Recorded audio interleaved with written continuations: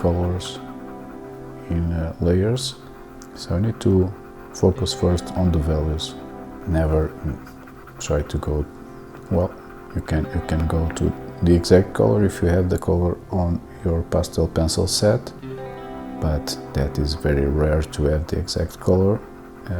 Almost never have the exact colors. If you have a 60 color set, you will most definitely not have the exact color you're looking for. So just go to the most similar color that you have, and if you don't have anything similar, try to go for the value first and then you'll adjust the color.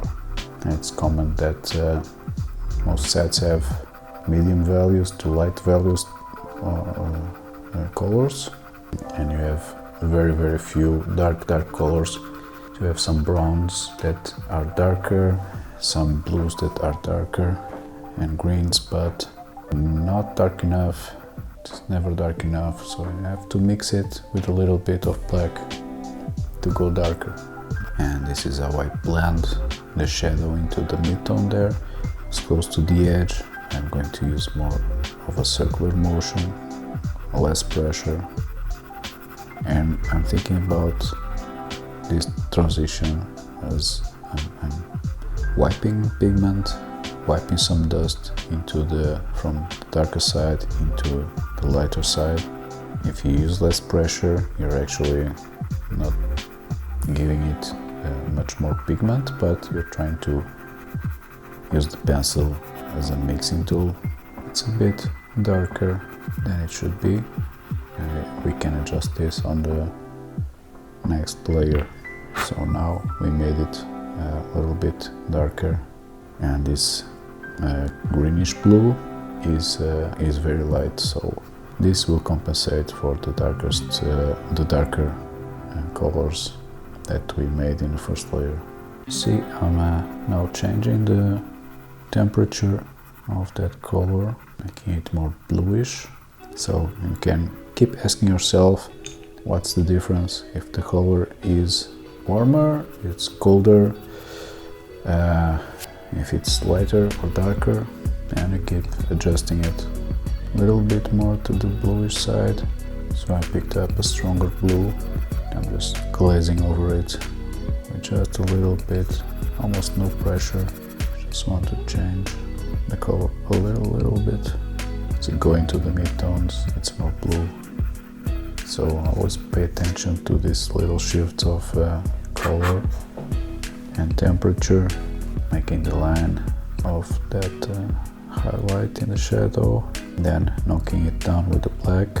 It's all about making and knocking down, creating and knocking down again. We want to keep integrating the new details, new small shapes into the overall drawing. So you have to keep building and knocking down so the edges of the shapes integrate better. And this is the same thing. Now I'm going to do this little border of the cup to fill it in with the brown completely, and then I'm going to work the edge towards the previous area that I made, and I want to integrate this. I'll just fill in that shape with a solid brown color. And the Bruynzeel pencils, they sharpen to a very fine point if you want, and they are quite soft pencils, not at all like the Faber-Castell, which are very hard and can sharpen to a fine point, but they keep breaking the sharpeners. These ones actually, I am loving this brand right now. It's my favorite brand. I do collaborate with Real Talents. I give their workshops in their experience center, and we use the Bruynzeel pencils to do work with the students. And now I'm using this at home as well, in my studio, in my works, and I'm really loving this brand. The issue is that they only have 48 pencils, which is not a big range of colors, That's okay, because I work with all the brands at the same time. I just pick the colors that I need and I just use them all. It's really satisfying to use these pencils. You have to try it out if you haven't yet. Now I'm integrating the little brown shape, the border, into the dark shadow inside. I just go over the edge. Just go over the edge with a soft pressure. That highlight on the border, just with the white. Just trying to map it out first, get the position right, then I can start pressing a little bit more, make it brighter in the center. Always remember to keep blowing out the extra dust on the surface, especially these kind of drawings that we are not going to draw the background, and we want the background very, very clean. We don't want extra dust all over that little shine inside the cup. Now I noticed that the circle is not perfect, so I will adjust that now. Always take a step back once in a while from the drawing and try to see it from a little bit far away. Sometimes you don't see, you miss out stuff because you're too close to focus on detail, and never stay too focused on a small piece very, very close for a long period of time. Try to zoom in, zoom out, walk to the back of your room, look it from far away, or maybe rotate the drawing, put it upside down, have a look at it. So there's never just one way to do things. There's many strategies to work with pastels. Sometimes you have to try different things and see what you like the most. So right now I chose to fill in this shape with the dark green first, map out this shape, add some color to the paper, and I'll fill it in gradually, and I'll adjust the colors as I fill it in at the same time. The temperature, give it some saturation, and sometimes I just change my strategy a little bit to have more fun with the pencils. I try to mix these two colors evenly, and then I'm going for the gray now to blend everything together and make this layer opaque. Now, not the fastest way to do this shape, but it's interesting to show that this can also be done this way. Now, as I'm filling in with this gray, it's starting to pick up the pigment underneath the saturated color. It's always better to go more saturated than it should be, and then knock it down and desaturate the color instead of the other way around. It's always easier to desaturate.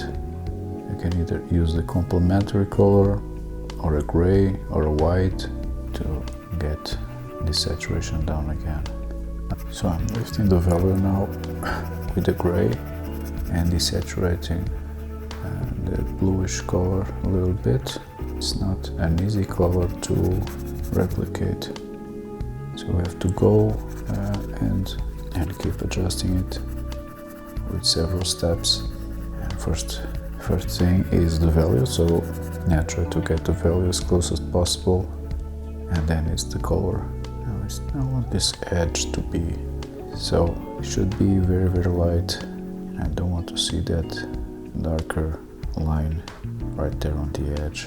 I want the gradient to be the lightest over there, using little circles, get rid of that line. It's always easier if you have a background color and you can play with it against that edge from the outer side, picking a brown to take out the saturation. It's a darker brown, it will also correct the values a little bit, so I'll push down the value just slightly and knock down that saturation of the blue, the gray again, so we can integrate a little bit better the brown, make it smoother again.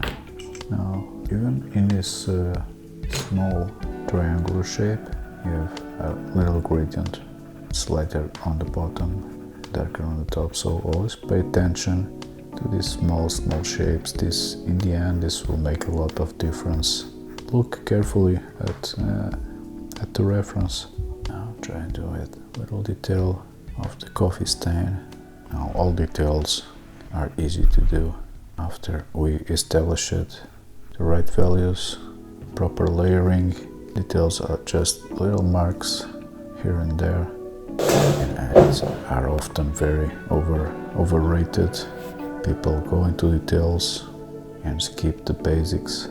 I'll do the same thing. I'll go with the black and map out these shapes, these shadows and the gradients of the handle with the black. I left some space for the highlights there in the handle. So if you have a very bright highlight, always keep that space without pigment, so the white can go in and be as light as possible. You can always go on top with the white on top of another color, but it will be very hard to get close to the intensity that you would get if it's straight in the paper. And everything is relative to each other. Everything references to another shape, what's around the shape. So sometimes we'll go back and see that you need to change a little bit colors around that shape, because you only figure this out on the shape that's next to it. This is the best way to work an edge like this without background color. Use the pencil parallel to the edge. In my case, in this drawing, I can't do it all around because I want to keep the camera straight. Otherwise, I would rotate the drawing and work from the other side, upside down, right there, this edge. To keep your hands off the drawing if you can, like I'm doing right now. I'll keep your hands outside so you don't get a mess in the end. And if you want to get closer to the drawing, use some glassine paper on below your hand so you don't smudge the colors underneath. I always prefer to keep my hands outside. A strong highlight with the white color. Now this is the most intense white that you can achieve here. If you go straight for the paper without layering, get that edge tighter with the eraser. Now at this point, just small little shifts here and there. At this point you have to look closer to the reference and see the little shifts of value and color. So all these little abstract shapes, just try to look closer to these shapes.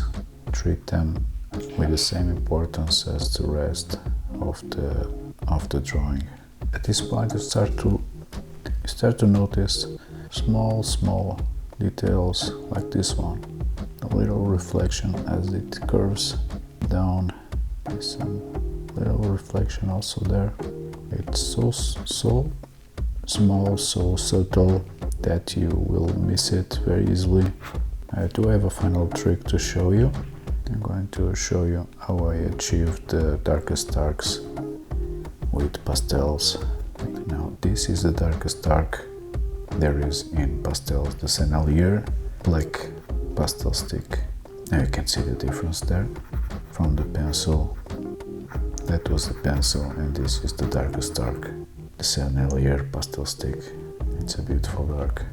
So other teachers will say that you should use charcoal, but I found out that this is the darkest dark there is in pastels, as far as I know, and that's what I used to achieve the darkest darks in my drawings. You don't always need to go that dark, but if you want to, this is what you should use. I'm not going to touch it anymore, or will I? I think I will. When you're obsessed, it's very hard to let go. Now I'm doing this voiceover on my drawing process, and I can see how obsessed I really am. It's fun. You should be obsessed. Try to be a bit more obsessed with drawing. That's my advice to everyone. Healthy obsession. Not yet. I'm still going. Stop. It's already good. I wonder why you can't quit. Okay. Just one more touch. Final cleanup, and I think we're done. So, thank you guys for watching. I hope you make yourselves a nice teacup, coffee cup with this tutorial. I hope you learned some techniques and got some inspiration for your own work. And I'll see you next time.